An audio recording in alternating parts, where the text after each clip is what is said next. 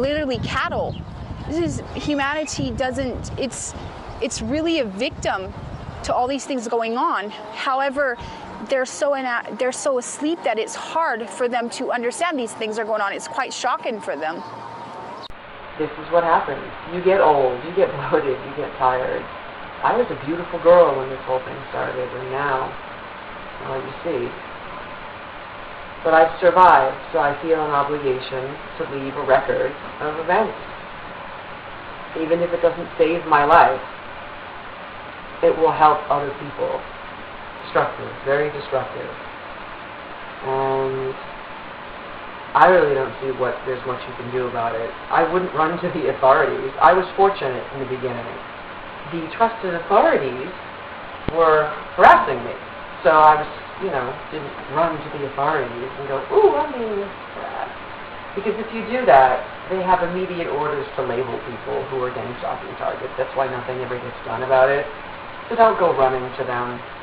And if family members don't want to look at what's happening to you and they say you're crazy, get the hell away from them.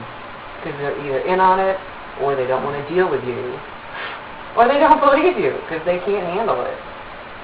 If you're smart enough to even have figured it out this far, go for the gold.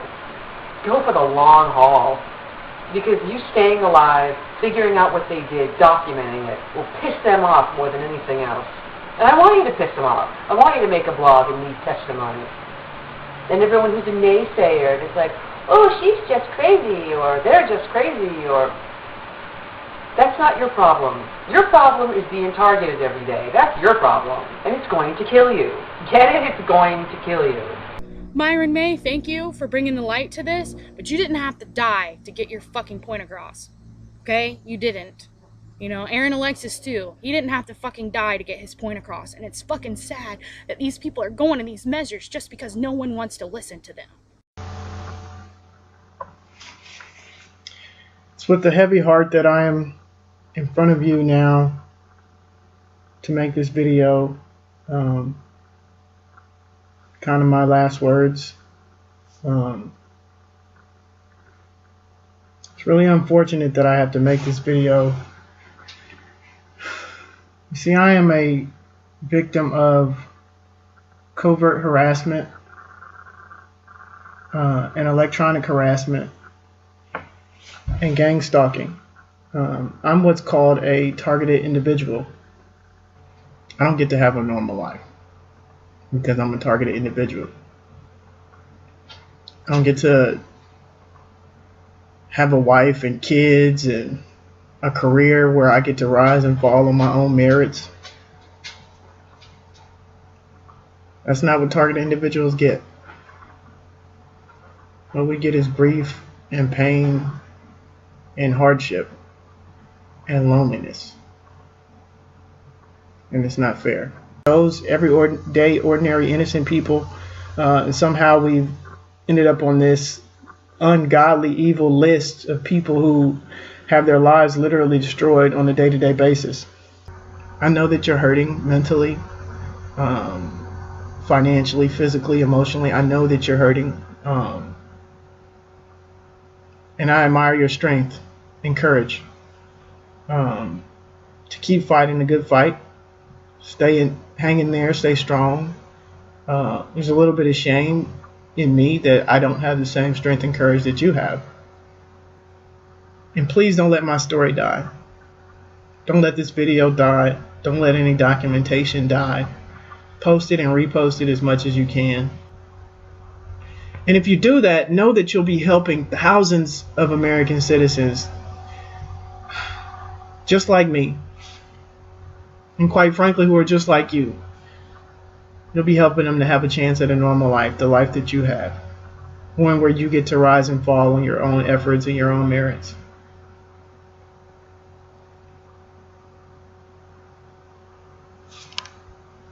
And after all the loss associated with this, after all the loss, think about that. Think about all the loss and then ask yourself, is it worth accepting those challenges? And lastly, my message to God. This one will not be in the form of a prayer, although it is pretty much a prayer that's been on my heart for the better part of a week. Father, forgive me for what I'm about to do. Forgive me for all of my sins, past sins, present sins, any future sins. Well, chaos was king overnight on the campus of Florida State University. Another school shooting. Students scrambled for cover as a gunman wounded 3 people, one of them critically. After some confusion, campus police confronted the man with the gun. At one point, the man opened fire on the FSU PD. They returned fire, killing the suspect on the spot. Shots fired. What's your 20? Shots fired. Suspect down. What you just saw is newly released video from the night of the FSU library shooting. Good afternoon, I'm Eden Schultz. And I'm Julie Montanaro. Among the videos released this afternoon, surveillance video that shows Myron May walking into Strozier Library just minutes before shooting and wounding 3 people. He was firing outside of Strozier, came in, fired a couple shots in the lobby. Headquarters, shots fired. Headquarters, shots fired. Eyewitness News reporter Chris Groh is in the studio with more. Chris. Eden, Julie, 911 tapes, dash cam video, and surveillance cam video were all released today, never before seen, painting a clearer picture of what happened in the early morning hours of November 20th. But first, we do want to warn you, some of the video you're about to see may be disturbing. Surveillance video shows gunman Myron May walking into Strozier Library. He then walks out after he can't pass the building's turnstiles. Around 20 minutes later, you see May walk back in after shooting and wounding Ronnie Ahmed and grazing Elijah Velez outside. May then sets his sights on Nathan Scott, firing once behind this desk, wounding Scott.